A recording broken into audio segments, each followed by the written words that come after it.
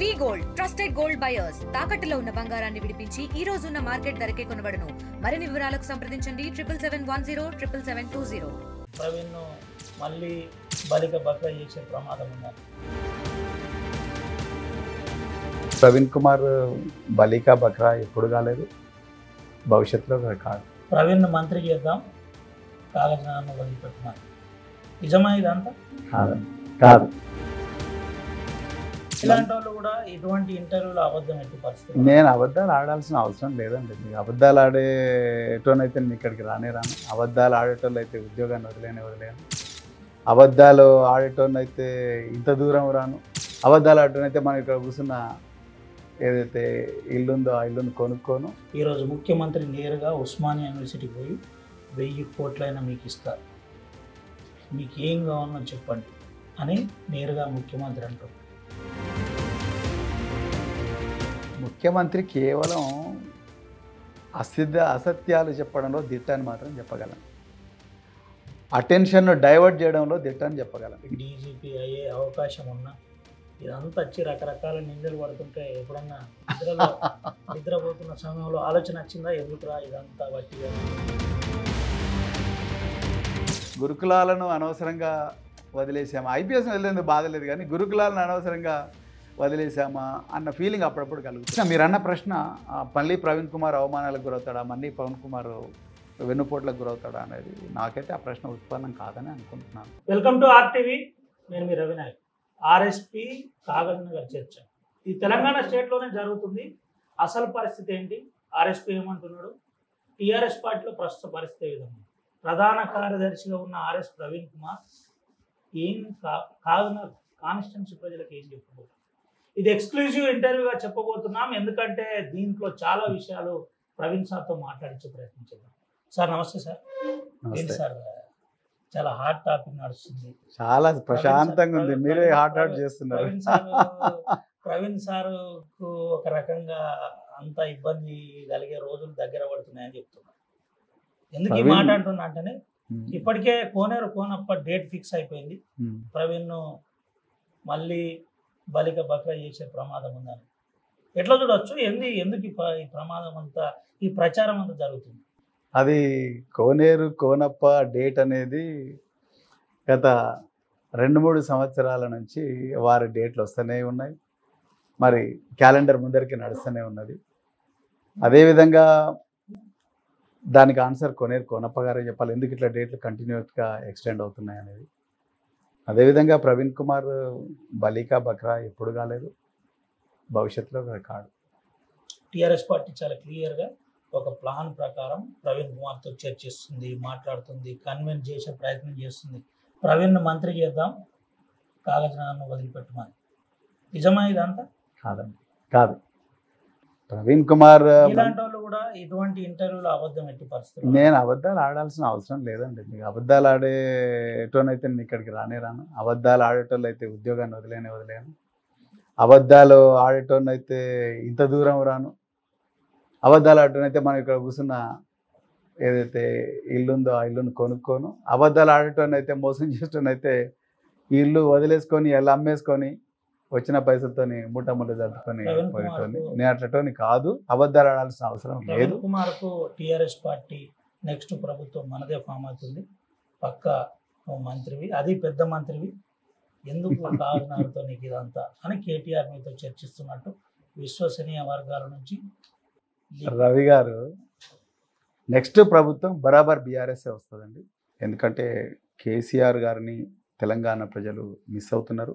కేసీఆర్ గారు ముఖ్యమంత్రిగా ఉండుంటే మన జీవితాలు ఇంకా గొప్పగా ఉండేవి. కానీ ఈరోజు మళ్ళీ ఆనాడు ఉమ్మడి ఆంధ్ర పాలకుల సమయంలో ఏ విధంగా అయితే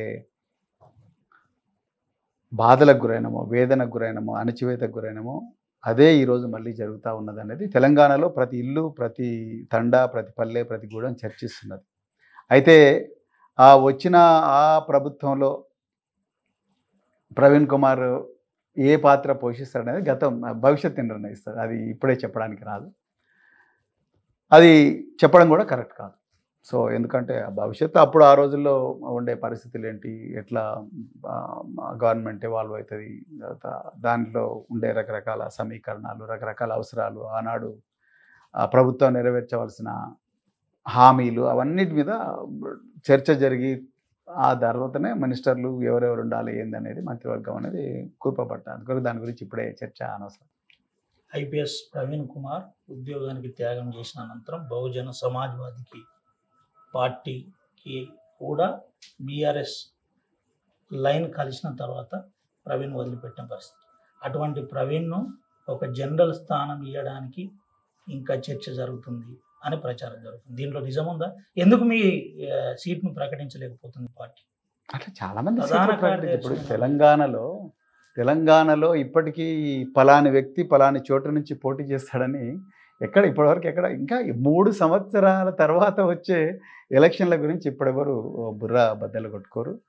నాకు తెలిసి మా పార్టీ నాయకత్వం ముందరుండ అత్యంత ముఖ్యమైన సవాలు ఈరోజు రైతుల కన్నీళ్లు తుడవడం, వాళ్ళని ఆదుకోవడం, అదేవిధంగా నిరుద్యోగుల గురించి పోరాడడం, అదేవిధంగా విద్యార్థులు ఏ విధంగా అయితే మోసానికి గురైనరో, అదేవిధంగా నిరాదరణకు గురవుతున్నారో, ప్రాణాలు కోల్పోతున్నారో వాళ్ళ ప్రాణాలు కాపాడుకోవడం, అలాగే మరి ఒకప్పుడు అద్భుతంగా బతికిన ప్రజలు పల్లెల్లో కానీ పట్టణాల్లో కానీ వాళ్ళు ఈరోజు పూర్తిగా నిరాదరణకు గురై మురికి కూపాలుగా పల్లెలు పట్టణాలు మారిన పరిస్థితి, వాటి గురించి కొట్లాడడం, అక్రమ కేసుల గురించి కొట్లాడడం. రేవంత్ రెడ్డి ప్రభుత్వం ఈరోజు ఎస్సీ ఎస్టీ బీసీ మైనారిటీల నోటికాడ కూడు తీసేస్తుంటే రకరకాల కుంభకోణాల ద్వారా, లేకపోతే కాంట్రాక్ట్లు ఇవ్వకుండా బీసీలను ఎస్సీలను ఎస్టీలను మోసం చేస్తుంటే వాళ్ళ వర్గాల తరపున ఇప్పుడు మా పార్టీ ముందరున్న అసలైన సమస్యలు.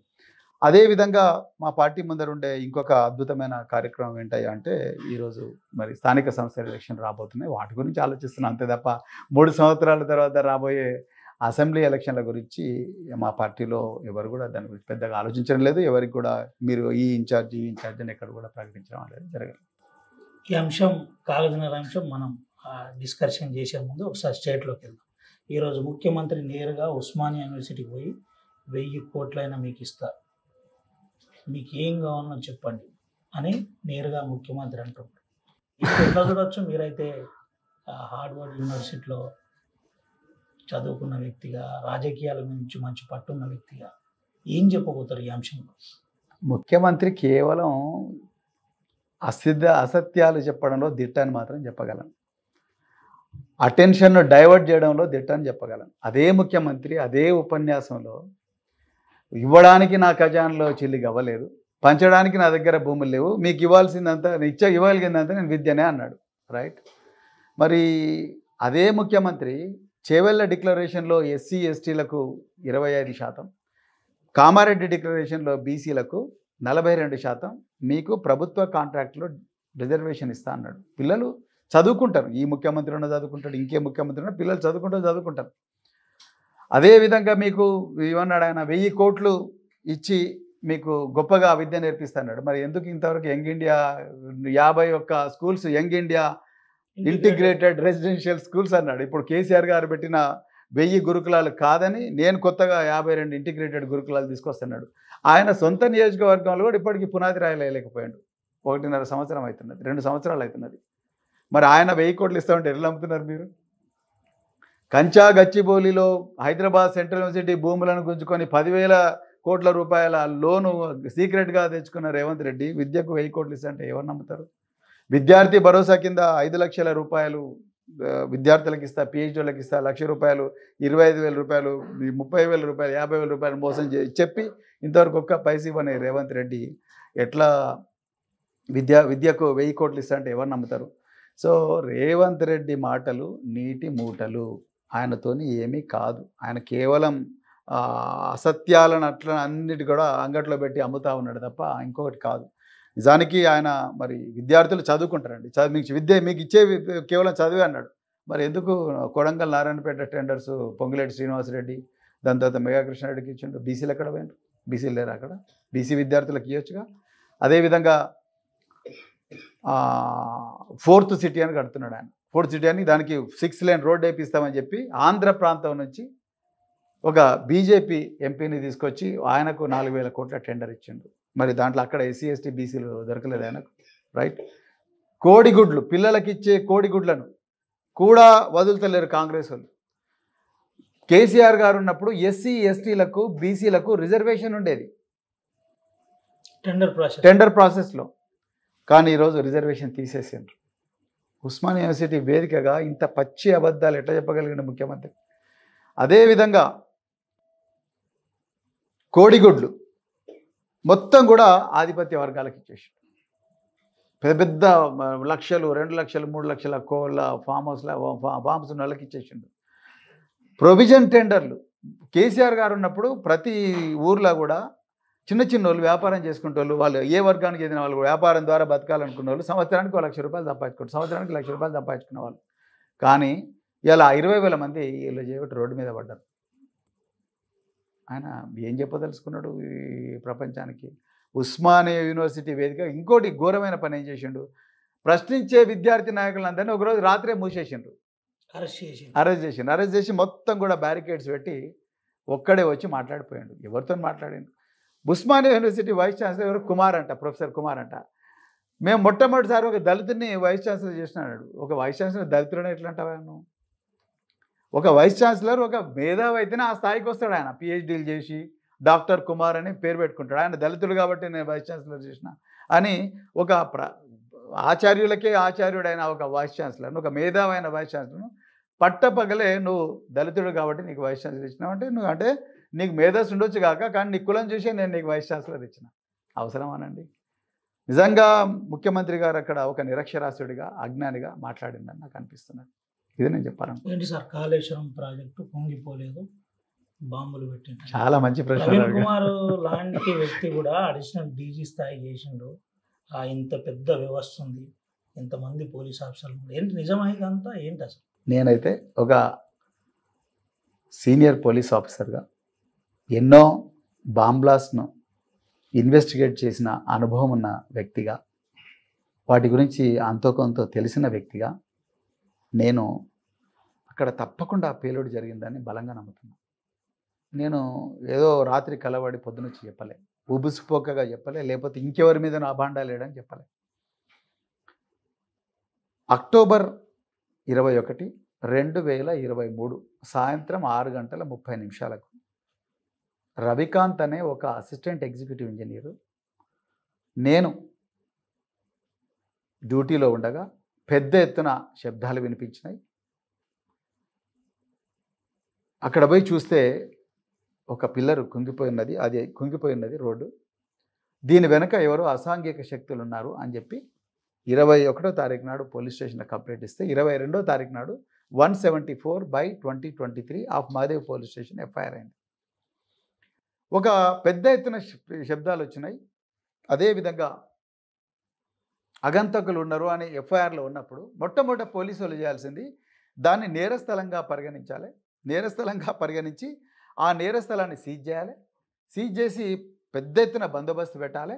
డాగ్ స్క్వాడ్ను పిలిపించాలి, బాంబ్ డిస్పోజల్ స్క్వాడ్ను పిలిపించాలి, క్లూస్ టీమ్ను పిలిపించాలి, ఎక్స్ప్లోజివ్ నిపుణులు ఎవరు ఉంటే వాళ్ళందరినీ పిలిపించాలి. నీళ్ళన్నీ విత్డ్రా చేసిన అంటే మొత్తం వదిలేసిన వాళ్ళందరినీ నీళ్ళ పిల్లర్ల దగ్గరికి మొత్తం కూడా శాంపుల్స్ సేకరించాలి. ఇవేవి జరగలేదు. ఆ 2 పేపర్లు ఉన్నాయి ఆ ఎఫ్ఐఆర్లు ఇప్పటికి కూడా. నేను పోలీస్ ఆఫీసర్తో మాట్లాడుతూ చెప్పిన. కాళేశ్వరం ప్రాజెక్టులో మేడిగడ్డ బ్యారేజ్ అనేది ఏదైతే ఉందో అది 3 నుంచి 4,000 కోట్లతో కట్టింది. ఆ బ్యారేజు 500 సంవత్సరాల్లో అత్యంత ఎక్కువగా వరదలు ఎప్పుడైతే వచ్చినాయో 1986లో వచ్చిన వరదల్లో ఉధృతిని దృష్టిలో పెట్టుకొని దాని పునాదులు వేసింది. కరెక్ట్. కానీ 2022వ సంవత్సరంలో ఆ 1986 కన్నా ఎక్కువ వర్షం వచ్చింది. 29 లక్షల క్యూసెక్ల వరద నీరు ప్రవహించింది. కానీ మేడిగడ్డ బ్యారేజ్ చెక్కు జరగలేదు. 2023లో జూలై నెలలో 28 లక్షల క్యూసెక్ల వరద నీరు ప్రవహించింది. మేడిగడ్డ బ్యారేజ్కి ఏం కాలేదు. అదే 2023లో కేవలం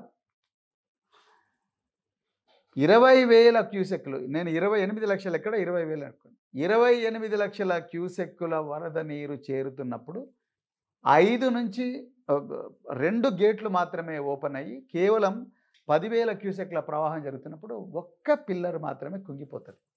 మీరు ఇప్పుడు ఈ బిల్డింగు సడన్గా కుంగిపోతే శబ్దాలు రావు, సైలెంట్గా కుంగిపోతుంది. కానీ పెద్ద ఎత్తున శబ్దాలు వచ్చి కుంగిపోయింది. అది కూడా ఒక పిల్లర్కు నిలువుగా ఎప్పుడు క్రాక్ రాదు, నిలువున క్రాక్ రాదు. కానీ నిలువుగా క్రాక్ వచ్చిందంటే ఎవరో అసాంఘిక శక్తులు కంట్రోల్డ్ ఎక్స్ప్లోజన్ అనే ఒక టెక్నిక్ వాడి పగుళ్ళు వచ్చేటట్టుగా ప్రభుత్వాన్ని బదనాం చేసేటట్టుగా కుట్ర చేసిండ్రు అనే అనుమానం నాకున్నది. ఆ రోజు పోలీసు వాళ్ళు అక్కడ కాల్ డీటెయిల్స్, ఆ కాళేశ్వరం మేడిగడ్డ ఏరియాలో ఏవేవి కాల్ డీటెయిల్స్ ఉన్నాయనే డంప్ అంటాం పోలీస్ లాంగ్వేజ్లో, టెక్నికల్ సిడిఆర్స్ మొత్తం కూడా ఆ రోజు లక్షల కాల్స్ సిడిఆర్ తీసుకొని హైదరాబాద్లో కాళేశ్వరం మీద విషం కక్కుతున్న వ్యక్తుల సిడిఆర్లు తీసుకొని 2 మ్యాచ్ చేసి ఉంటే అసలు దొంగ దొరికేవాడు. ఆ రోజు నుంచి ఈ రోజు వరకు చేయలేదు. National dam safety authority Uttarakhand, సిక్కింలో ప్రాజెక్టులు కొట్టుకొని పోతే కూడా అదే నెలలో, జూన్ నెలలో పోతే అదే సంవత్సరంలో అక్కడికి పోని నేషనల్ డ్యామ్ సేఫ్టీ అథారిటీ ఆగ మేఘాల మీద కిషన్ రెడ్డి లెటర్ రాగానే, బన్సా నుంచి లెటర్ రాగానే ఉరికొచ్చి ఎస్ ఇది ఈ స్వతంత్ర భారతదేశంలో ఇంతకన్నా ఘోరమైన విపత్తు లేదని అన్నారు.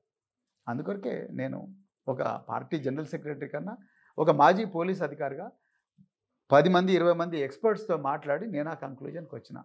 నేను అదే చెప్పిన, మీకు నిజంగా ఎఫ్ఐఆర్ను ఇన్వెస్ట్ చేసి ఉంటే ఇట్లా చేయాల్సి ఉండే, ఇట్లా చేయకుండా ఇంకా వేరే విధంగా ఎట్లా చేస్తారు అనేదే నేను చెప్పాను. నిజంగా పిల్లలు కూలిపోతే అన్ని పిల్లర్లు కూలిపోవాలి, ఒకటే పిల్లర్, అది కూడా ఏమాత్రం ప్రవాహం లేనప్పుడు ఎట్లా కూలిపోతుంది, ఎట్లా కుంగిపోతుంది. సో అన్ని పిల్లర్లు పోవాలి. అదేవిధంగా మరి సుందిల్లా అన్నారం బ్యారేజీలో కూడా ఇలాంటి కుంగిపోవడం జరగాలి, అక్కడ జరగలేదు. ఎంతో అద్భుతంగా మరి కట్టిన ప్రాజెక్టు ఒక్క పిల్లరు కుంగిపోతేనే దీంట్లో ఏదో జరిగింది అన్న అనుమానం నాకు ఇప్పటికి కూడా బలంగా ఉంది. ఆ దిశలో పోలీస్ ఇన్వెస్టిగేషన్ జరగలేదు. అది పీసీ ఘోష్ కమిషన్ వేసాను. పీసీ ఘోష్ కమిషన్ ఎక్కడ కూడా ఈ ఎఫ్ఐఆర్ గురించి ప్రస్తావించలేదు. అదే అడగబోతుంది. అంటే మేడిగడ్డ ప్రాజెక్టు ఒకవేళ కనుక నిజంగానే బ్లాస్టింగ్ చేస్తే యాష్ మార్కులు కావచ్చు, మీరు అన్నట్టు ఎక్స్ప్లోజివ్ మార్క్స్ కావచ్చు, ఇవన్నీ అప్పుడు ముఖ్యమంత్రిగా కేసీఆరే ఉండే. ఎందుకు ఇదంతా జరగలేదు? దీని అంశంలో అప్పటికే ఎలక్షన్ కోడ్ వచ్చింది. అక్టోబర్ 9, 2023కే ఎలక్షన్ కోడ్ వచ్చేసింది. ఎలక్షన్ కోడ్ వచ్చినప్పుడు ప్రభుత్వం అంతా కూడా చీఫ్ ఎలక్టరల్ ఆఫీసర్ కంట్రోల్లో ఉంటుంది, ముఖ్యమంత్రి కంట్రోల్లో ఉండదు. ముఖ్యమంత్రి ఏ చర్య తీసుకున్నా కూడా ఆ చర్య మీద కంటిన్యూస్గా రివ్యూలు జరుగుతాయి. అందుకొరకే చీఫ్ ఎలక్టరల్ ఆఫీసర్ అప్పుడు ఎవరున్నారో ఆయన్ని అడగాలి ప్రశ్న. ఆయన ఎందుకు ఆ నిర్ణయం తీసుకోవాలి? చీఫ్ సెక్రటరీ గారు నిర్ణయం తీసుకోవాలి, లేకపోతే గవర్నర్ ఎవరో నిర్ణయం తీసుకోవాలి. అంతే తప్ప ముఖ్యమంత్రిని ఆ రోజు అపధర్మ ముఖ్యమంత్రిగానే ఉంటారు అప్పుడు ఎలక్షన్ కూడా. అప్పుడు వాళ్ళు ఎట్లాంటి నిర్ణయాలు తీసుకుంటారు అనుకున్నాను. అందుకొరకే ఆ రోజు ఎవరైతే డ్యూటీలు ఉన్న పోలీస్ ఆఫీసర్స్ ఉన్నారో ఎవరైనా కానీ వాళ్ళని కూడా ఈ ప్రశ్న అడగాలని చెప్పినాను. అదే సార్, ఒకవేళ నిజంగానే ఇలాంటి దుశ్చర్యకు ఇతరత్ర అసాంఘిక శక్తులు ఎవరన్నా అన్నుంటే తెలియకపోవచ్చు. ఒకవేళ నిజంగానే మావోయిస్టు పార్టీ లాంటిది కనుక చేసి ఉంటే లెటర్ రూపకంగా ప్రకటించేవారు. ఏంటి ఎట్లా చూడవచ్చు? దీంట్లో రాజకీయ పార్టీల హస్తమే ఉందనుకుంటున్నారా, లేకుంటే నేనైతే బలంగా రాజకీయ పార్టీల హస్తం, ఏ రాజకీయ పార్టీ అని చెప్పేదానికన్నా కూడా కాళేశ్వరం నుంచి ఇంతకుముందు ఎంతైతే విషం కక్కుతున్నారో ఆ విషం కక్కే పార్టీల పాత్ర గురించి కూడా తీవ్రంగా పరిశోధించాలి. ఈ కాల్డిట్ అనాలిసిస్ కావచ్చు, ఇంకేదైనా కావచ్చు, టెక్నికల్ ఎవిడెన్స్ అంతా తీసుకొని పరిశోధిస్తే తప్పకుండా ఏదో ఒక ఫలితం వస్తుందని నేను అయితే అనుకుంటున్నాను. అది ఆషామాషిగా జరిగిన వ్యవహారం అయితే కాదు, అట్లా అంత ఈజీ కూడా కాదు. ఇదంతా కూడా కేసీఆర్, హరీష్ రావు, కేటీఆర్, ప్రవీణ్ లాంటి వాళ్ళతో ఇంజెక్ట్ చేపిస్తే చదువుకున్నాడు, కొద్దిగా బ్రాడ్గా ఉంటాడు అని వెనకాల అంతా చేస్తున్నారని ప్రచారం. అది ప్రచారం మాత్రమే, కానీ అది వాస్తవం కాదండి. వాళ్ళు నాకు ఎప్పుడు కూడా చెప్పలేదు. కానీ నేను పీసీ ఘోష్ కమిషన్, మీకు అసలు ఐడియా ఎందుకు వచ్చిందనే దానికి పీసీ ఘోష్ కమిషన్ వేసిన తర్వాత దాని టర్మ్స్ ఆఫ్ రెఫరెన్స్ చూస్తే వాళ్ళు ఎంతసేపు దీని వెనక అవినీతి ఉన్నది, దీని వెనక వాళ్ళు ఉన్నారు, వీళ్ళు ఉన్నారు, టుమిడియట్లో ఉండాల్సింది మేడిగడ్డకి ఎట్లొచ్చింది, దీని వెనక పెద్ద ఎత్తున జరిగింది, మీరు గవర్నమెంట్ ఆఫ్ ఇండియా నుంచి ఏమేమి తీసుకొచ్చిండ్రు పర్మిషన్లు, దాని వెనక ఏదో అవినీతి ఉంది, అవన్నీ మాట్లాడుతున్నారు. కానీ అసలు ఈ ఒక్క పిల్లర్ ఎందుకు కుంగిపోయింది అనే దాని గురించి ఎందుకు మాట్లాడతలేరని నేను రివర్స్ ఇన్వెస్టిగేషన్ మొదలుపెట్టిన. ఒక పోలీస్ ఆఫీసర్గా నాకుండే అలవాటు ప్రకారం రివర్స్ ఇన్వెస్టిగేషన్ మొదలు పెడితే నాకు అర్థమైంది ఈ విషయం. అంతే తప్ప నాకు కేసీఆర్ గారు, లేకపోతే కేటీఆర్ గారు, హరీష్ రావు గారు నాకు ఈ విధంగా మాట్లాడమని చెప్పలేదు. ఇంతవరకు కూడా వాళ్ళు పలానా విషయం మీద పలానా విధంగా మాట్లాడమని చెప్పలేదు. సోర్స్ దొరకబట్టే ప్రయత్నం చాలా మంది సీనియర్ పోలీస్ ఆఫీసర్లు మీకు దగ్గర ఉంటారు, ఇటువంటి ఏమైనా క్లూస్ దొరికినాయా తమరికి? మరి నాకు నాకు దొరికిన క్లూసే మీకు ఇప్పుడు చెప్పిన కదా, పబ్లికే చెప్పిన. నాకు దొరికిన సమాచారం అంతా కూడా ఏ విధంగా ఈ సమస్యను అప్రోచ్ కావచ్చు, ఏ విధంగా చేస్తే ఎవరు దొరుకుతుండే, ఏ విధంగా చేస్తే అసలు నిధులు దొరికేవాళ్ళు. దీని మీద ఒక సిట్ లాంటిది ఏర్పాటు చేయాలి మేము డిమాండ్ చేసినాం సిట్ వేయాలని కూడా మేము డిమాండ్ చేసినాం. మరి గవర్నమెంట్ అయితే ఆ మూడ్లో ఉన్నట్టుగా నాకు అనిపించలేదు. వాళ్ళు ఎంతసేపు సిట్టు అనవసరమైన విషయాల మీద మాత్రమే సిట్టులు వేసి ఇబ్బంది పెడుతున్నారు తప్ప నిజంగా ప్రజలకు పనికొచ్చే విషయాల మీద సిట్టు వేస్తున్నారని అయితే నేను అనుకోవడం లేదు. ఇంకొకటి ఏంటంటే రవి గారు, మీరు ఈ ప్రశ్న అడిగారు కాబట్టి చెప్తున్నా, దీని వెనుక ఆంధ్రప్రదేశ్కు ప్రజలకు తెలవకుండానే ప్రయోజనాలు చేకూర్చే ఒక కుట్ర జరుగుతుందని నాకు అనిపిస్తుంది. లేకపోతే మేడిగడ్డను రిపేర్ చేయడం కోసం ఎంత టైం పడుతుందండి? ఒక బ్లాక్ 7 పిల్లర్లు ఉన్నాయి, 7 పిల్లర్లను రిపేర్ చేయడం ఒక సంవత్సరం కష్టపడితే సరిపోతుంది. కానీ ఇంతవరకు దానికి ఒక్క రూపాయి పైసా కూడా శాంక్షన్ చేయకపోవడం అనేది పలు అనుమానాలకు నాకు తావిస్తున్నది. అంటే బనకచెర్ల ఏదైతే ఉన్నదో ఆ బనకచెర్ల ప్రాజెక్టులో మనకు రావాల్సిన కోట అంతా కూడా బనకచెర్లలో కట్టుకొని పోలవరం నుంచి బనకచెర్లకు ఒక లింక్ వేసి ఆ బనకచెర్ల రిజర్వాయర్లో ఈ నీటంతా పెట్టుకొని వాళ్ళంతా పెట్టుకున్న తర్వాత రేపు పొద్దున మళ్ళీ తెలంగాణలో మా ప్రాజెక్టులు మేము కట్టుకుంటామంటే మా నీళ్లు మేము వాడుకుంటాం కదా మిగులు జలాలని, మీరు ఎట్లా కట్టుకుంటారు అని ఆనాడు మహారాష్ట్ర ఎట్లయితే మన కట్టి తర్వాత వాళ్ళు ఏ విధంగా అయితే మనకి ఇబ్బంది పెట్టినరో అదే విధంగా ఆంధ్రప్రదేశ్ కూడా రాబోయే రోజులు ఇబ్బంది పెడుతుంది. కానీ ఈరోజు ముఖ్యమంత్రి ప్రేక్షక పాత్ర వహిస్తున్నాడు. అందుకొరకే ఈ కాళేశ్వరం రిపేర్ చేయకుండా ముఖ్యమంత్రి కేవలం ప్రేక్షక పాత్ర వహిస్తూ అందరు జనాల అటెన్షన్ డైవర్ట్ చేస్తూ ఎంతసేపు కాళేశ్వరాన్ని కూలేశ్వరం అని రకరకాల అపవాదులు వేస్తున్నారు. ఇదంతా కూడా ఒక ప్లాన్ ప్రకారము ఆంధ్రప్రదేశ్లో ఉండే పెట్టుబడిదారులంతా కూడా రేవంత్ రెడ్డిని తమ ఏజెంట్గా వాడుకొని చేస్తున్నారన్న బలమైన అనుమానం నాకు. మీ దగ్గర లీగల్ టీం ఉంది, ఈ అన్ని ఆధారాలతోటి ఒక హైకోర్టులో రిట్ వేసి ఒక మంచి ఎంక్వైరీ కమిషన్ చేయాలని ఇటువంటి ప్రయత్నాలు ఏమైనా జరిగినాయా మీ పార్టీ నుండి? ప్రయత్నాల గురించి ఆలోచిస్తున్నాం. మేము ముందైతే ఒక డిమాండ్ అయితే చేసినాం. రాబోయే రోజుల్లో ఇవన్నీ కూడా తప్పకుండా చేస్తాం. ఏంది ఎట్లుంది కేటీఆర్ కవిత ఇదంతా ఏంది సార్? అసలు ఏం జరుగుతుంది టీఆర్ఎస్ పార్టీలో? మీరు వరుసగా కేటీఆర్ గారిని కలుస్తున్నారు, ఈ చర్చ కూడా నచ్చిందా? లేదండి, రాలేదు. చాలా మంది మిత్రులు అన్న కావచ్చు, అక్క చాలా మంది మిత్రులు ఈ ప్రశ్న అడిగినారు. నిజానికి పార్టీలో నేను ఇంతకుముందే చెప్పిన రవి గారు, పార్టీలో కవిత గారి గురించి లేకపోతే ఇంకా రకరకాల అనవసరమైన విషయాల గురించి చర్చ జరగడం లేదు. మేము ఎప్పుడు కేటీఆర్ గారిని కలిసినా మన సంస్థను ఏ విధంగా బలోపేతం చేయాలి, ప్రజల లోపలికి ఇంకా ఏ విధంగా చొచ్చుకొని పోవాలి, తర్వాత మనకు ఏ విధమైన అంశాలు రేపు రాబోయే రోజుల్లో పార్టీకి బాగా పనికొస్తాయి, తర్వాత పార్టీ వ్యూహము ఎత్తుగడ ఏ విధంగా ఉండాలి, వాటి గురించి ఆలోచించినాం. అదేవిధంగా తెలంగాణను ఈ బీజేపీ మరియు కాంగ్రెస్ల కూటమి ఏదైతే ఉందో ఆ కూటమి నుంచి ఏ విధంగా రక్షించుకోవాలి అన్న దాని మీదనే పార్టీలో చర్చ జరుగుతుంది తప్ప కవిత గారి మీద తర్వాత ఇంకెవరైనా వ్యక్తులు ఎవరైనా మాట్లాడుతుంటే పార్టీ లైన్ కాకుండా వేరే లైన్ ప్రకారం మాట్లాడుతుంటే వాళ్ళ మీద ఎక్కడ కూడా చర్చలు అయితే జరగలేదు నాకు తెలిసి. ఇంటలెక్చువల్గా ఉన్న ప్రవీణ్ కుమార్ ఎవరెస్ట్ లాంటి వ్యక్తిని టీఆర్ఎస్ పార్టీ నిర్వీర్యం చేసేసింది, ఒక జోకర్ను చేస్తుంది, రకరకాల మీడియా సమావేశాలు పెట్టిస్తుంది. అందరూ వరుసగా బహుజనులు ఇతరులు అతరులు వాళ్ళు వీళ్ళందరూ ఇష్టానుసారంగా కామెంట్స్ పెడుతుంది. ఎప్పుడన్నా బాధ అనిపించిందా? కామెంట్స్ పెట్టడం నేను బీఎస్పీ ఉన్నప్పుడు కూడా పెట్టిన రవి గారు, నేను బీఎస్పీలో ఉన్నప్పుడు కూడా నా మీద కామెంట్స్ పెట్టినారు. నేను గురుకులాలకు సెక్రటరీగా ఐపీఎస్ను వదిలి ఒక బంజారా సామాజిక వర్గంలో ఎక్కడో మారుమూల తండలో పుట్టి పెరిగిన బిడ్డ 13 సంవత్సరాల వయసులో ఆమె చేతిలో త్రివర్ణ పతాకం పెట్టి బాబాసాహెబ్ అంబేద్కర్ గారి బొమ్మ పెట్టి ఆమెను ఇంకొక అబ్బాయిని ఎవరెస్ట్ పంపించినప్పుడు కూడా అదే కామెంట్ చేసిండ్రు. నేను పిల్లలకి ఇంగ్లీష్ మీడియంలో చదువు చెప్పించినప్పుడు అదే కామెంట్ చేసిండ్రు. అదేవిధంగా నేను పిల్లలను విదేశాలకు పంపిస్తే కూడా అదే కామెంట్ చేసిండ్రు.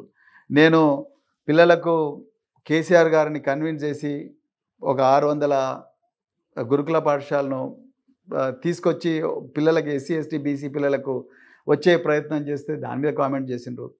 12వ తరగతి అయితేనే పిల్లలందరూ కూడా పెళ్ళిళ్ళు చేసుకుంటున్నారు, ఆ పిల్లలు పెద్ద ఎత్తున చదువుకోవాలి, అమ్మాయిలు చిన్నతనంలోనే తల్లులు కావడం ఏంటి, వాళ్ళకు కూడా కొన్ని కళలు ఉంటాయి కదా అని చెప్పి వాళ్ళకు డిగ్రీ కాలేజీలు పెట్టిస్తే వాటి మీద కూడా కామెంట్ చేసిండ్రు.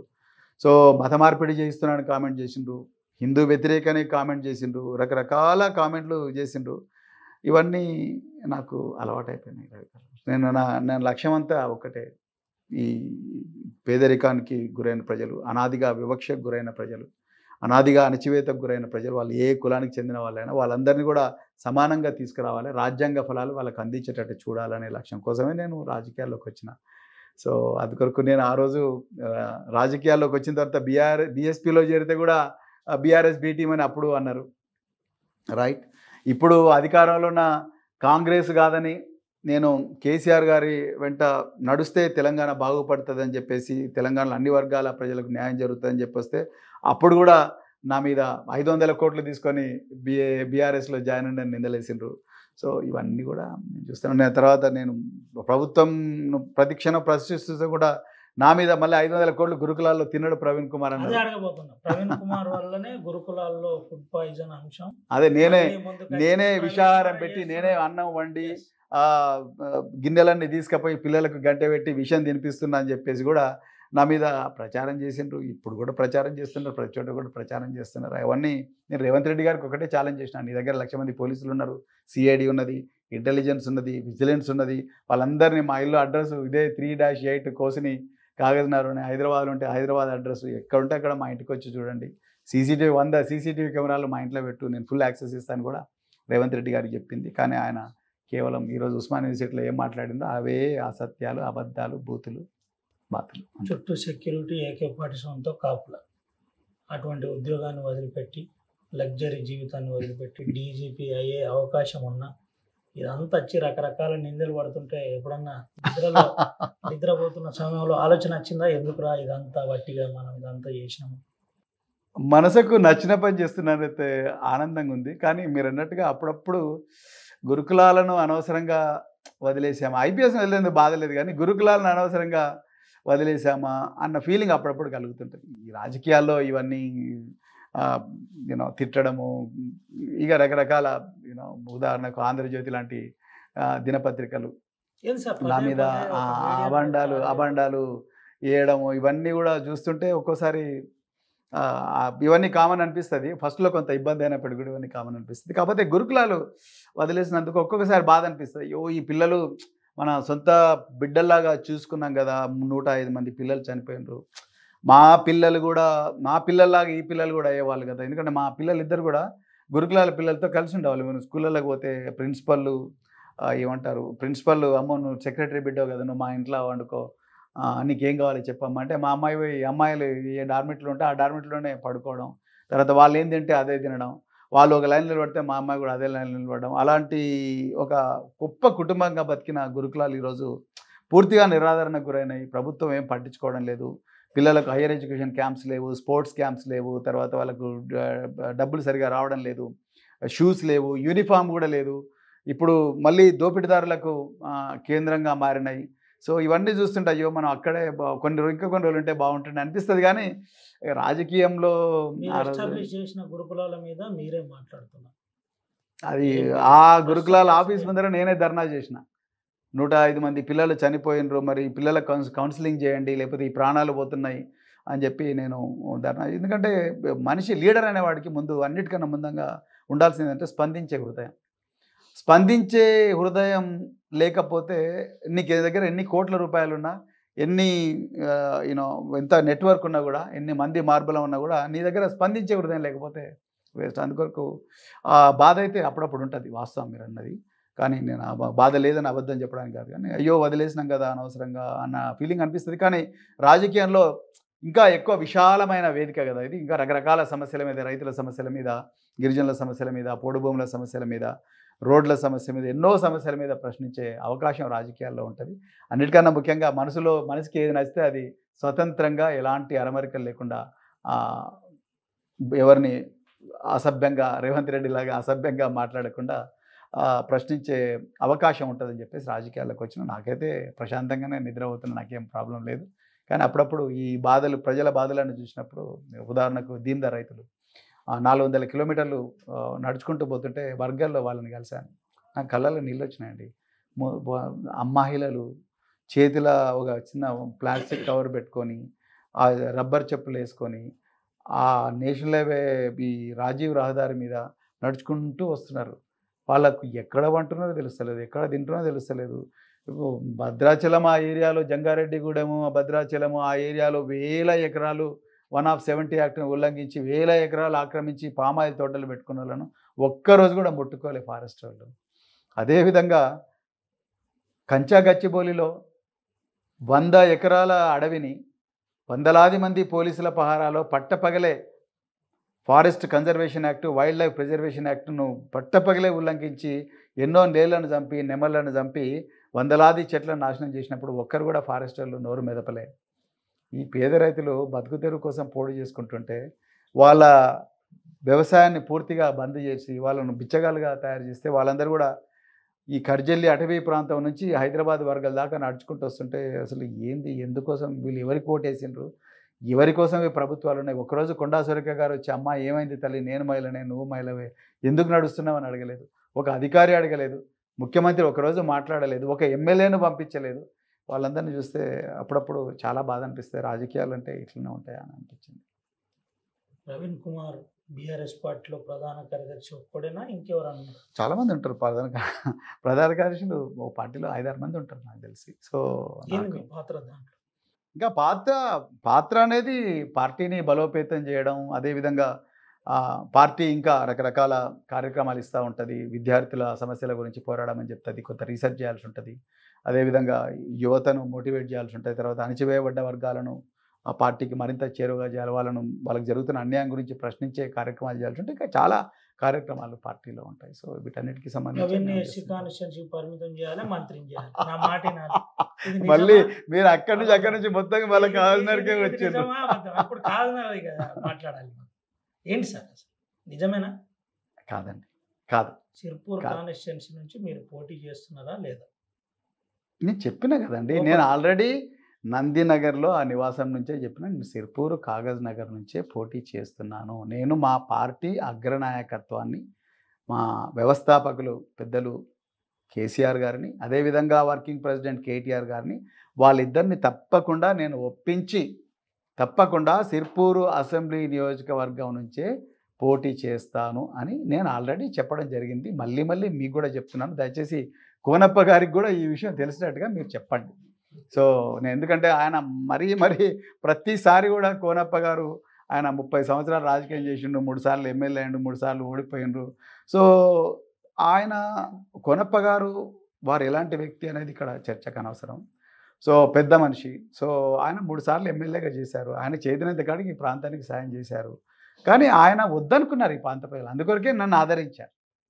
నా కులం చూడలేదు, నా మతం చూడలేదు, నేను ఎక్కడ పుట్టినా చూడలేదు. నన్ను సొంత బిడ్డగా కాపాడుకున్నది గడ్డ. ఈ ప్రజలందరూ కూడా నన్ను సొంత బిడ్డ చూసుకున్నారు. వాళ్ళు నా లోపల ఎందుకో ఒక మంచి మనిషిని చూసిండ్రు. ఈయన మా ఎంబడి ఉంటాడు, ఈయన మమ్మల్ని గౌరవిస్తాడు, మమ్మల్ని మనుషులుగా చూస్తాడు, మా ముందర డ్రామాలు చేయడు, మా నోటికాడు కూడా తీసుకోడు, మమ్మల్ని అణిచివేయడు, మా మీద అక్రమంగా కేసులు పెట్టే వ్యక్తి కాదు, మమ్మల్ని గౌరవిస్తారు సార్. నా కులం చూడలే వాళ్ళు. కానీ ఈయన ఒక గొప్ప హోదాను వదులుకొని రాజకీయాల్లోకి వచ్చిండని చూసిండు. సో అలాంటి వ్యక్తులు నా వెనక నిలబడ్డారు కాబట్టి నేను ఎవడో తెలియకుండా నేను ఈ జనరల్ కాన్స్టిట్యూన్సీ నాకు 45,000 ఓట్లు వేసింది ప్రజలు. ఆ 45,000 ఓట్లు మెజారిటీ ఓట్లు కోనప్ప గారికి పోయే ఓట్లే ఒకప్పుడు. కానీ ఆయన విధానాలు నచ్చక, వాళ్ళ కుటుంబ విధానాలు నచ్చక, ఇలా మీరు ఒక వీడియో సర్క్యులేట్ అవుతుంది, మీరు విన్నారో లేదో, ఒక కోనప్ప గారి పుత్రుడు వంశీ అంటే ఆయన పేరు, నేను ఎప్పుడు చూడలేదు ఆయన. సో ఆయన ఒక బీఆర్ఎస్ కార్యకర్తను బిడ్డ అని ఘోరమైన భాషలో మేము ఆందోళన కావచ్చు కానీ మీకు గుణపాఠం నేర్పి తంతం చేస్తాం, అది చేస్తామని దుర్భాషణ అంతా. ఆ మాట నేను ఇక్కడ మాట్లాడలేను. అవన్నీ మాట్లాడుతూ ఆయన బెదిరిస్తూ ఉన్నాడు. అంటే ఇక్కడ 2,20,000 మంది 2,30,000 మంది ప్రజలున్న ఈ గడ్డ ఒక 20 మంది కుటుంబాలకు 40 సంవత్సరాల నుంచి భయపడుకుంటూ బతుకుతూ ఉన్నారు. వాళ్ళందరికీ అది నచ్చలేదండి. అంటే వాళ్ళు కోనప్ప గారిని ప్రజలు గౌరవిస్తారా, దూషిస్తారా, ద్వేషిస్తారా అనేది అది ఇక్కడ చర్చ అనవసరం. వాళ్ళకి ఎందుకో నచ్చలేదు కాబట్టి నన్ను ఆదరించారు. ఆ ఆదరించిన ప్రజలే ఇప్పుడు మా వెంబడి ప్రవీణ్ కుమారే ఉండాలంటున్నారు. ఈయన ఎస్సీ కాబట్టి జనరల్లో పోటీ చేయకూడదనో అదనో వాళ్ళు ఒక నిమిషం చెప్పింది. పార్టీ ఇప్పుడు 3 సంవత్సరాల తర్వాత వచ్చే ఎలక్షన్ గురించి పార్టీ ఇప్పుడు మాట్లాడలేదు. పార్టీ ఇప్పుడు స్థానిక సంస్థల ఎలక్షన్ల మీదనే బాగా ఫోకస్ చేస్తూ ఉన్నది. సో అంటే మా ముందర ఉండే టార్గెట్ అది. ఇప్పుడు 3 సంవత్సరాల తర్వాత వచ్చే, అది కోనప్ప గారికి కూడా తెలుసు, 3 సంవత్సరాల తర్వాత వచ్చే ఎలక్షన్ల గురించి ఇప్పుడు అంత అవసరం లేదు. కాకపోతే ఇక్కడ ప్రాంత ప్రజలు నన్ను కోరుకున్నారు. సో కోరుకున్న తర్వాత నేను రాజకీయాల్లో ప్రజల అభిష్టానికి వ్యతిరేకంగా పోవడానికి ఉండదండి. ప్రజలు ఒక వ్యక్తిని నాయకుడిగా కోరుకున్నప్పుడు వాళ్ళని గౌరవించాలి. వాళ్ళను భుజాల మీద ఎత్తుకోవాలి. వాళ్ళని గౌరవించాలి అంతే. వాళ్ళని దేవుళ్ళుగా పూజించాలి. అది నా కల్చర్, అది నా సంస్కృతి. సో పార్టీ ఎక్కడ కూడా నన్ను నో అని చెప్పడము, లేకపోతే పార్టీ అతను మంచోడు నువ్వు చెడ్డోడు అని చెప్పడము, లేకపోతే ఆ విషయాలు ఎక్కడ కూడా చర్చకు రాలేదు. మా మిత్రులు కూడా మా పార్టీ నాయకత్వం ఈ కాగజ్నగర్ పట్టణ ప్రజలను, కాగజ్నగర్ నియోజకవర్గ ప్రజలందరూ కూడా పిలిపించి వాళ్ళ మనోభావాలు కూడా తెలుసుకున్నారు. సో ఈ విషయంలో పెద్ద చర్చ లేదు. కాకపోతే నేనేమంటానంటే ఇది ఒక గొప్ప అవకాశం నాకు ఈ ఏరియా. నాకెందుకో ఈ కాగజ్నగర్, ఈ సిర్పూరు అనేది నాకు ఒక ఛాలెంజ్ అనిపిస్తుంది. సో ఇక్కడ విపరీతమైన పేదరికం ఉండడం, అదేవిధంగా కనిపించిన అణచివేత ఉండడం, ఈ బహుజన వర్గాలు నిరంతరం సంపదకు, మరి ముఖ్యంగా తెలంగాణ బిడ్డలు బహుజన వర్గాలు సంపదకు దూరంగా ఉండడం, అగమ్య గోచరంగా విద్యకు నోచుకోలేదు, తర్వాత రోడ్లకు నోచుకోలేదు, తర్వాత ఒక ఆత్మగౌరవానికి నోచుకోలేదు, ప్రశ్నించిన ప్రతి ఒక్కడు కూడా కేసులకు గురి కావడం, ఇవన్నీ చూస్తే అమ్మ వీళ్ళ వెంబడి మనం లేకపోతే వీళ్ళ పరిస్థితి ఘోరంగా అవుతుందన్న భావన నా లోపల రోజు రోజుకు బలంగా అవుతున్నది. కాబట్టి నేను ఓడిపోయిన తర్వాత ప్రేమ్ సాగర్ రావు గారు ఓడిపోయారు, ఐకే రెడ్డి గారు ఓడిపోయారు. వాళ్ళు వచ్చిండ్రు, పోటీ చేసిండ్రు, వాళ్ళకి ఏదో గ్యాంబ్లింగ్ డేనికి పోయి గ్యాంబ్లింగ్ చేసినట్టుగా గ్యాంబుల్ చేసి మన పత్తాలు మనకు అనుకూలంగా వాడలేదురా అని చెప్పి వెళ్ళిపోయిన వాళ్ళు. అంటే ప్రజలను కేవలం ఒక నెంబర్లుగా చూశారు, వాళ్ళు ఒక ఓటర్లుగా చూశారు. ఈ ప్రజలను నేను ఓటర్లుగా ఒక నెంబర్లుగా చూస్తున్నాను, నా కుటుంబ సభ్యులుగా చూస్తున్నా. నేను ఓపెన్ చెప్పిన నాకు ఏమీ లేదు, మీరే నా ఆలోచన చెల్లాలి. ఇప్పుడు కోనప్ప గారికి ఉన్నట్టుగా ఒక 30 కుటుంబాలు 20 కుటుంబాలు వాళ్ళందరూ కూడా ఒక పెద్ద కాలనీ పెట్టుకొని అట్లా ఉండడానికి నాకేం లేదు. ఈ ప్రజలే నా కుటుంబ సభ్యులని నేను చెప్పిన. వీళ్ళే మా అక్కలు, మా చెల్లెళ్ళు, మా అన్నలు, మా తమ్ముళ్ళు, వీళ్ళే నేను కుటుంబ సభ్యులు అని చెప్పి పోతాను. అంతే నా దగ్గర ఒక రహస్య ఎజెండా, నేను ఇట్లా చేయాలి అట్లా చేయాలి, ఒక కంపెనీ పెట్టాలి, అది పెట్టాలి, ఇది పెట్టాలి. ఈ సిర్పూర్ పేపర్ మిల్లో ఉండే అన్ని కాంట్రాక్టులు మా కుటుంబ సభ్యులతో బాలే. ఇక్కడ ఉండే కాంట్రాక్టులు అందరూ కూడా అన్ని కాంట్రాక్టులు లోపల పేర్ల మీద ఉంటాయి, కానీ వెనక నుంచి మాత్రం మా కుటుంబ సభ్యుల పేర్ల, వాళ్ళ దగ్గరనే ఏటీఎం పిన్ ఉండాలి. సో అనే దురాలోచన కానీ, దురాశ కానీ, స్వార్థం కానీ నాకు లేదండి. నేను ఓపెన్ చెప్తాను, ఇవాళ ఈ ప్రజలను నాకన్నా గొప్పగా తయారు చేయాలని నేను వచ్చిన. ఇక్కడ మరి ముఖ్యంగా విద్యార్థులను, అన్ని వర్గాల ప్రజలను ఆదరించాలని నేను వచ్చిన. వాళ్ళు కోరుకుంటున్నారు. అది కోనప్ప గారు అర్థం చేసుకుంటే బాగుంటుంది, అంతే తప్ప ఇక నేను పట్టిన కుందేలకు 3 కాళ్ళు అని అంటే ఆయన ఒపీనియన్ ఆయనదండి. నేను ఆయన దుర్భాషలాడగా అట్లా కల్చర్ నుంచి నేను రాలేదు, నేను అట్లా మాట్లాడను కూడా. సో వారి ఆలోచన అది, నా ఆలోచన ఇది. సో నేను అంత మాత్రం నేను శత్రువుగా చూడడమో, లేకపోతే వాళ్ళ కుటుంబాలను, లేకపోతే వాళ్ళని శత్రువుగా చూడడం అనేది ఆ కల్చర్ నుంచి రాలేదు. నేను పార్టీ, నేను ఇల్లు తీసుకుంటే కూడా ఇల్లు ఇచ్చినోని బెదిరించిండ్రు. మేము పార్టీ ఆఫీస్ తీసుకుంటే పార్టీ ఆఫీస్ ఇచ్చినోని బెదిరించిండ్రు. సో ఇప్పుడు ఫోన్లో ఇప్పుడు యాజ్ వి టాక్ టుడే, ఈరోజు కూడా బెదిరిస్తూ ఉన్నారు. అంటే ప్రజలు గమనిస్తున్నారు అంతా కూడా, అంటే ఈ బెదిరింపులకు అంతం విన్నాడు అని. అందుకొరకే నాకు ఈ ఏరియాలో ప్రజలను కాపాడుకోవాలి అన్న భావన, అంతే తప్ప నేను ఏదో బయటికి పోతా అది కూడా అదంతా కరెక్ట్ కాదండి. ఒక ఈ ఏరియా ఒక challenge. So I need to face this challenge, I need to develop this area. That's what I deeply believe. అంటే నేరుగా ఒకవేళ కన్విన్స్ చేసి ప్రయత్నం చేసిన ఎట్టి పరిస్థితుల్లో సిర్పూర్ను వదిలిపెట్టే ప్రసక్తి లేదు, అంతే కదా? మీ కంక్లూజన్ అదేనా? నేను అదే చెప్తున్నాను, మళ్ళీ చెప్తున్నానండి. నేను తప్పకుండా మా పార్టీ కూడా నా లాజిక్, నేను ఇస్తున్న రీజనింగ్ డెఫినెట్గా కన్విన్స్ అవుతుంది అనుకుంటే. అయితే ఇప్పటికిప్పటికి ఎలక్షన్లు లేవండి. ఇదంతా ఎందుకు సార్ అంటే 7th or 6th రోజు కోనప్ప డేట్ ఫిక్స్ అయిపోయింది. మీరు కోనప్పకు సపోర్ట్ చేస్తున్నా, కోనప్ప మీకు సపోర్ట్ చేస్తున్నా, ఏంటి అనేది కన్ఫ్యూజన్లో ఉన్నారు సిర్పూర్ ప్రజలు. కోనప్ప గారు ఆయనే డేట్ ఫిక్స్ చేసుకున్నారా? ఆయన అసలు ఏ పార్టీలు ఉన్నారు? ఆయన పార్టీ చాలా అధికారం పోయిన తర్వాత చాలామంది స్వార్థపరులు పార్టీని 10 సంవత్సరాల పాటు పార్టీ అధికారంలో ఉన్నప్పుడు దాని ఫలాలు అనుభవించిన వ్యక్తులు, మంత్రి పదవులు అనుభవించిన వ్యక్తులు, ఎక్కడో ఉన్నవాళ్ళు డిప్యూటీ సీఎం అయిన హోదాలు, ఎక్కడో ఉన్నవాళ్ళు 2 సార్లు మినిస్టర్ అయిన హోదా నుంచి వచ్చిన వ్యక్తులు పార్టీ ఒక్కసారిగా అధికారం వరకు స్వార్థం కోసం ఒక్కసారి కాంగ్రెస్ వైపు పోయాను. నేను అప్పటికి బీఆర్ఎస్లో జాయిన్ అవ్వలేదు. నేను బీఎస్పీ అధ్యక్షుడిగా ఉండి కేసీఆర్ గారితో చర్చలు జరపడానికి పోయిన వెంటనే అప్పటి వరకు అతని కోసం వెయిట్ చేస్తున్న కోనప్ప గారు అదేవిధంగా ఐకే రెడ్డి వీళ్ళందరూ కలిసి పార్టీని వదిలిపెట్టి వెళ్ళిపోయారు.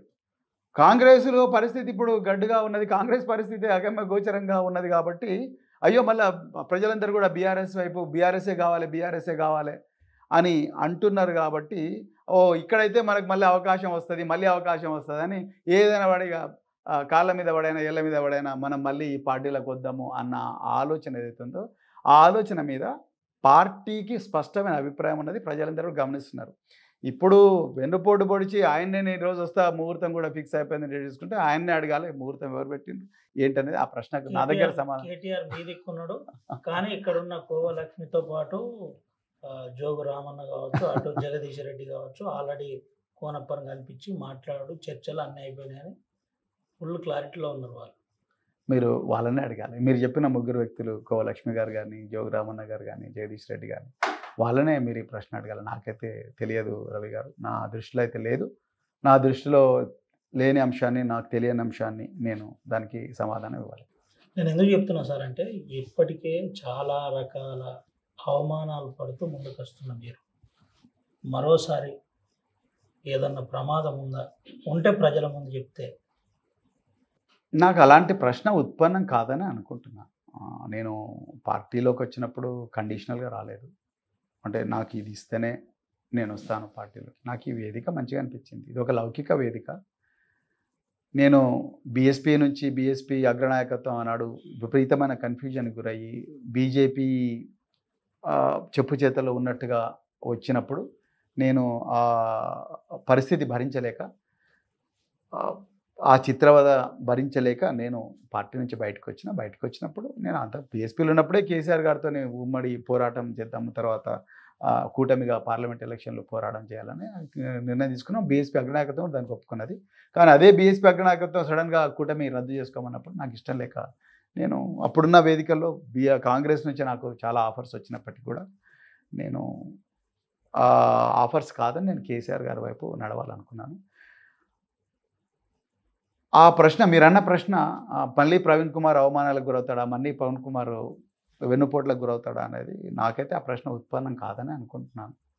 సో ఉత్పన్నం కాదని అనుకుంటున్నా, మళ్ళీ చెప్తున్నా. ఎస్, ఈ కాన్స్టిట్యున్సీ నుంచి సుధాకర్ అనే మీ గురుకులాల్లో చదివిన వ్యక్తి యూపీపీఎస్సీలో రామ్టెంక్ సుధాకర్ మంచి ర్యాంక్ వచ్చింది.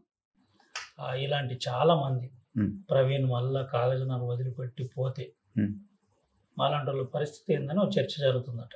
ఏం చెప్తారు వాళ్ళందరికీ మీరు? ఏమాత్రం భయపడాల్సిన అవసరం లేదు. ప్రవీణ్ కుమార్ ఎప్పుడు మేంబడే ఉంటాడు, ఎప్పుడు నిరంతరం చివరి శ్వాస వరకు కూడా మేంబడే ఉంటాడు. పక్క ఒకవేళ టికెట్ ఇవ్వకుండా ఏంటే ఉంటారు, ప్రవీణ్ కుమార్ మేంబడే ఉంటాడు పక్క. ఏంటి సార్ ఒక 2 అంశాలు చెప్పి ముగించేద్దాం. ఆర్డర్లు ఇచ్చే ప్రవీణ్ కుమార్ ఐపీఎస్ రిటైర్డ్ అయిన తర్వాత మొన్న ఒక ధర్నాలో పోలీసు వాళ్ళు కాళ్ళు పట్టి విడుచుకుపోయి బండిలో వేసిన దృశ్యం ఏమనిపించింది మీకు అప్పుడు? ఇది మొదటిసారి కాదు, కానీ కొంచెం వింతగా ఉంటుంది. ఐ మీన్ వాళ్ళకు నన్ను గుంజే వాళ్ళకు కూడా ఇబ్బందిగానే ఉంటుంది, వాళ్ళ చేతిలో ఈడ్చుకుంటూ పోతుంటే నాకు కూడా ఇబ్బందిగానే ఉంటుంది. కానీ నేను ఏ లక్ష్యం కోసం పోరాడుతున్నా అన్న లక్ష్యం గుర్తున్నప్పుడు నాకు సాటిస్ఫాక్షన్ వస్తుంది. ఎందుకంటే నేను పోలీస్ ఆఫీసర్గా ఉంటే దీన రైతులకు న్యాయం చేసి ఉండేవాడిని కాదు, పోలీస్ ఆఫీసర్గా ఉంటే పోడు రైతులకు న్యాయం జరిగేది కాదు. యూనిఫామ్ వేసుకొని పైలు ఎవరు ఆర్డర్ ఇస్తే రేవంత్ రెడ్డి ఆర్డర్ ఇచ్చిండు, ఆ ప్రవీణ్ కుమార్ ఎవడ రోడ్ మీద నుంచి తీసేసేయండి, ఏంది పోడు ఈడు అంత రైతుల నడుస్తూనే ఉంటుంది అని ఆర్డర్ ఇస్తే వీళ్ళు వెంటనే వచ్చి తీసుకొని పోయిన తర్వాత సార్ మీరు దయచేసి ఏమనుకోకండి, మా డ్యూటీ మేము చేస్తున్నాం అంటే నేను కూడా చెప్పిన నా డ్యూటీ నేను చేస్తున్నా, మీరు కూడా ఏం బాధపడకండి, నేను ప్రజల కోసం పోరాడాలని యూనిఫామ్ పక్కకు పెట్టి తుపాకీ పక్కకు పెట్టి నేను రాజకీయాల్లోకి వచ్చిన. అందుకొరకు నాకు క్లారిటీ ఉన్నది. సో మీకు కూడా క్లారిటీ ఉన్నందుకు సంతోషం. సో పోయినా పోలీస్ స్టేషన్లో కూర్చోబెట్టిండ్రు, సిఏ గారు మీరు నా రూమ్లో వచ్చి కూర్చోండి సార్ అన్నాడు. మీరు ఐపీఎస్ ఆఫీసర్గా సార్ మీరు నన్ను వద్దండి, నేను అందరి ఖైదీలను ఎక్కడ కూర్చోబెడతారు అక్కడనే కూర్చోబెట్టండి అన్నాను. అందరికీ ఏ పప్పన్న పెట్టినా మాకు కూడా కౌటాల నుంచి తీసుకొచ్చి అదే పేపర్ కాగితాల పొట్లాలు తీసుకొచ్చి అదే పప్పన్న పెట్టిండు, అదే తిన్నా. సో మా బ్యాచ్మేట్స్ చాలామంది నన్ను అడిగినారు, అరే నువ్వు కూడా ఇంతమందిని చేసి ఉంటావు, ఇప్పుడు నీకు అర్థమైందా ప్రజలు ఏమనుకుంటారు అన్నారు. అంటే తప్పదు, రాజకీయం అంటే పోరాటం ఎందుకోసం చేస్తున్నావు అన్న స్పష్టత ఉండాలి. కాబట్టి అప్పుడప్పుడు ఇబ్బంది అనిపిస్తుంది. ఒకసారి నా షర్ట్ చినిగిపోయింది. హైదరాబాద్లో నిరుద్యోగుల కోసం చేస్తుంటే నేను డాక్టర్ దాశరథి శ్రవణ్ భద్ర ఇద్దరం పోయినాం, శ్రీనివాస గౌడ్. పోతే పోలీసులు గుంజుకొని పోతున్నారు, షర్ట్ చినిగిపోయింది.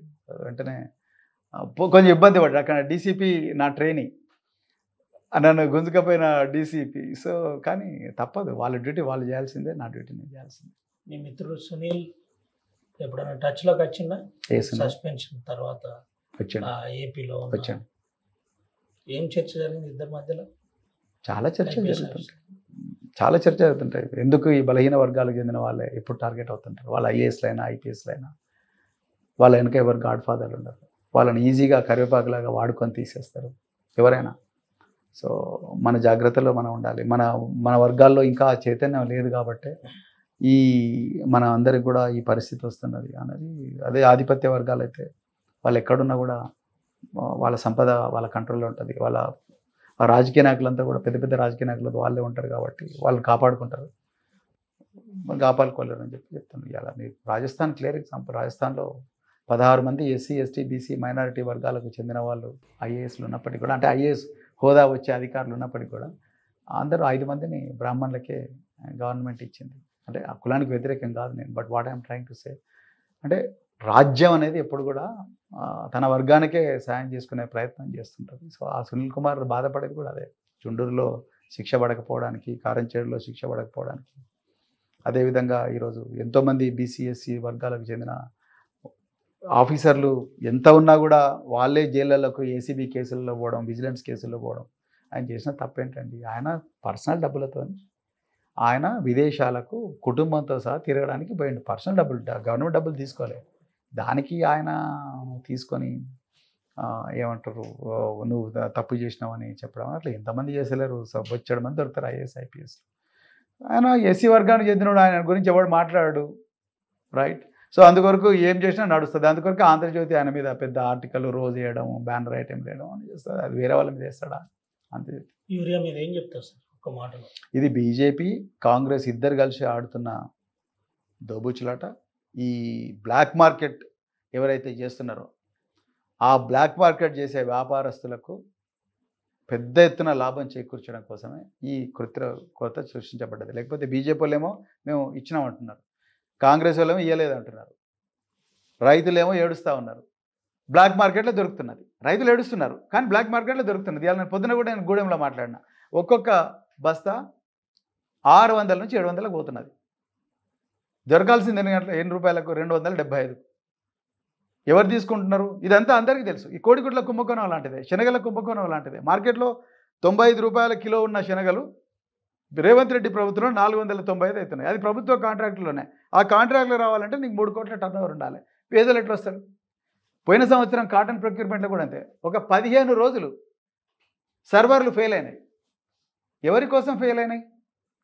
గ్రామీణ ప్రాంతాల్లో ఉండే, ఈ పట్టణ ప్రాంతాల్లో ఉండే పెద్ద పెద్ద వ్యాపారస్తులు, బీజేపీ చెప్పు చేతుల్లో ఉండే వ్యాపారస్తులు, వీళ్ళందరూ కూడా పెద్ద ఎత్తున డబ్బులు చేసుకున్నారు. సర్వర్ ఫెయిల్ అయిందిగా, ఇప్పుడు సీసీఐ కొనదు కదా, అందుకొరకు నువ్వు 5,000కే అమ్ము క్వింటల్. అట్లా 15 రోజులు క్వింటల్ 5,000కి తీసుకొని కోట్లాది రూపాయలు చేసుకున్నారు. 15 రోజులకు కానీ సర్వర్ రెస్టోర్ కాలే.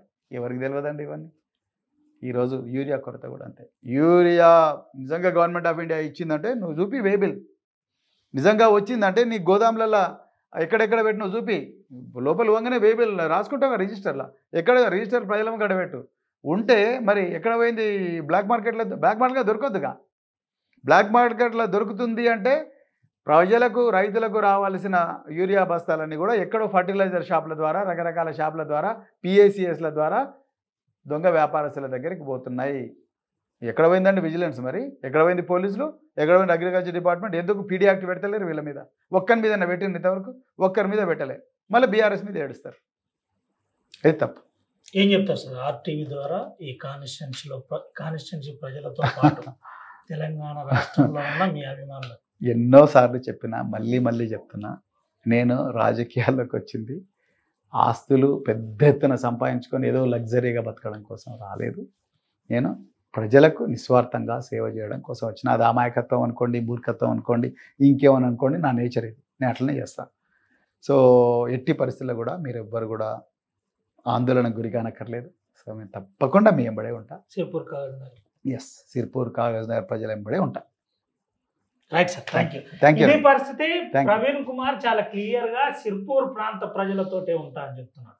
దీంతో పాటు రాజకీయ స్వార్థం కోసం నేను రాలేదు, నేనేంటో ఒక డిజైన్ ప్రకారమే ఇదంతా నిర్మాణం చేసుకున్నా అని చెప్తున్న పరిస్థితి. ఒక ఐపీఎస్ ఆఫీసర్గా చాలాసార్లు నేను బాధపడ్డప్పటికీ నేను ఒక క్లారిటీలో ఉన్నా. నా లక్ష్యం ఎప్పుడు నెరవేరే విధంగానే నా ప్రయాణం ఉండబోతుందని చెబుతున్న పరిస్థితి. కాళేశ్వరం లాంటి కుంగిపోయిన అంశం అంతా కూడా ఏదో జరిగింది, దీనిపై సిట్ లాంటి దర్యాప్తు సంస్థను ఏర్పాటు చేయాలని చెప్పారు. దీంతోపాటు సిర్పూర్ కాగజ్ నగర్ అంశం చాలా క్లియర్ అండ్ కట్గా అటు కేసీఆర్ కావచ్చు, కేటీఆర్ కావచ్చు, ఇద్దరిని ఒప్పించిన తర్వాతనే సిర్పూర్ నుంచి నేను పోటీ చేస్తా, ఖచ్చితంగా వాళ్ళు కన్విన్స్ అవుతుందనే నమ్మకం నాకుందని ఆర్ఎస్పీ చెబుతున్న పరిస్థితి. దీంతోపాటు బలహీన వర్గాల ప్రజల అంశంలో నేను కట్టుబడి ఉన్నా, ఈ ప్రాంతంలో ఖచ్చితంగా నేను చివరి వరకు ఇక్కడే ఉంటా అని చెబుతున్న పరిస్థితి. నందినగర్లోనే నేను చెప్పాను సిర్పూర్ నుంచే పోటీ చేస్తానని, ఇప్పుడు మళ్ళీ కొత్తగా చెప్పేది ఏం లేదు. దీనిపై ఉస్మానియాలో ఈరోజు ముఖ్యమంత్రి చేసిన వ్యాఖ్యలు ఒక రకంగా హాస్యాస్పదంగా ఉన్నాయని చెప్తున్న పరిస్థితి. పలు కీలక అంశాలు ఆర్టీవీ ద్వారా ఈరోజు ఎక్స్క్లూజివ్గా మాట్లాడిన పరిస్థితి కాబట్టి సుమంతో రవినాయక్, ఆర్టీవీ, ఆదిలాబాద్. తెలుగులో ఫాస్టెస్ట్ న్యూస్ ఇప్పుడు కొత్త అవతారంలో 5 సెకండ్లోనే పూర్తి వార్తా సమాచారం మీ చేతిలో. సోషల్ మీడియా ట్రెండ్స్ మీ కళ్ళ ముందుకే live TV and voice search ఆప్షన్స్తో ఇప్పుడే డౌన్లోడ్ చేయండి. యాప్ లింక్ డిస్క్రిప్షన్లో ఉంది.